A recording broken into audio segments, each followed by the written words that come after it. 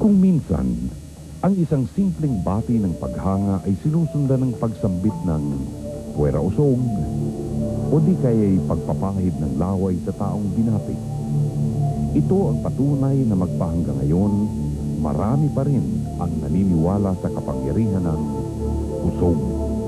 Ang usog ay isang paniniwala nating lahat na Pilipino na ang isang bata ay pwedeng magkasakit dahil sa isang tao o maraming tao, pero kadalasan isang tao na pwedeng bumati sa kanya,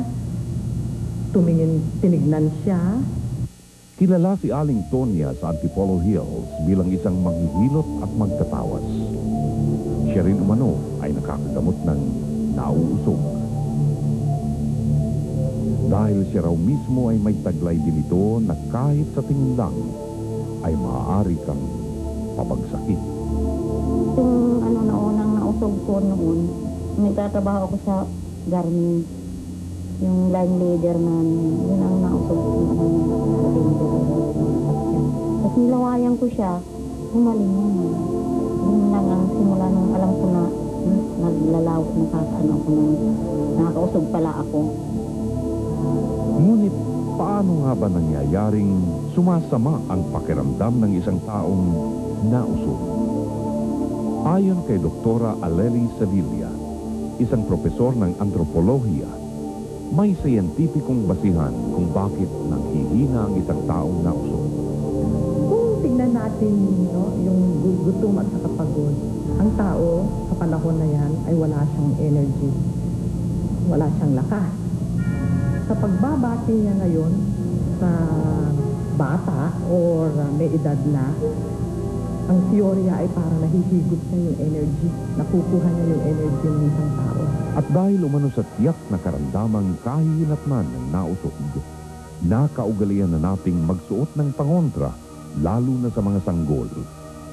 At kung di nakaiwas sa kakaibang kamandag na ito, pangunahing lunas ang pagpapahid ng laway ng taong nakausog. Subalit sa kaso ni Aling Tonya, kahit hindi siya ang direktang nakausog, ay kaya niyang gamutin ang taong nausog. At maliban sa laway, may iba pa siyang isinasagawa sa kanyang panggagamot. Pinapayo ko, hindi kilala, na nilawayan ko na kasi hindi makuha. Kaya ko na, pakuluan yung damit na sinuot ng lumakad. Yung dahon na malunggay, parang hindi hinahampas ko lang sa buong katawan. Yung ginagamit ko yung tubig na yung pag nagtatawas ako, malinis, maaari malinis kasi ang kadalasan kong inaano doon yung pinapainom ko lang. At saka pagkatapos uminom, inihilot ko sa buong katawan. Alin man dito umano'y epektibong nakapagpapagaling sa kanyang mga naging pasyente. Ngunit ayon kay Doktora Cristina Ventura ng Rodriguez Medical Center, ang kusang pagaling ng may sakit ay talagang nangyayari. At hindi yon dahil sa pagpapahid lamang ng laway. Pwedeng naging viral ang kanyang pagkasakit. Ibig sabihin, nagkaroon ng infection siya. Tapos, sa daan ng ilang araw, nawala rin.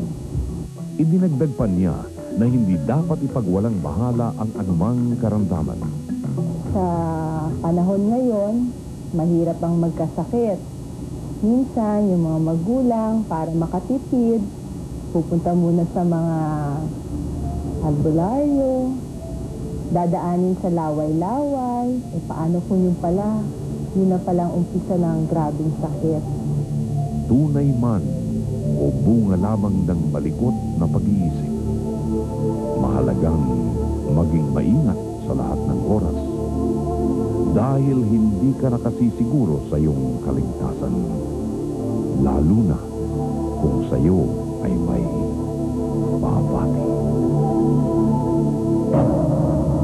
Ating bansang ipagsawalang bahala ang mga matatandang kasabihan. Sa unang tingin, tila wala silang pinagbasihan.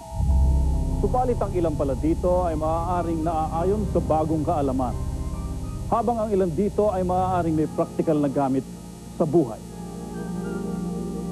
Ako si Tony Velasquez, Patuloy tayong maging mapanuri at lagi nating itanong sa ating sarili, Zerong S, totoo ba ito?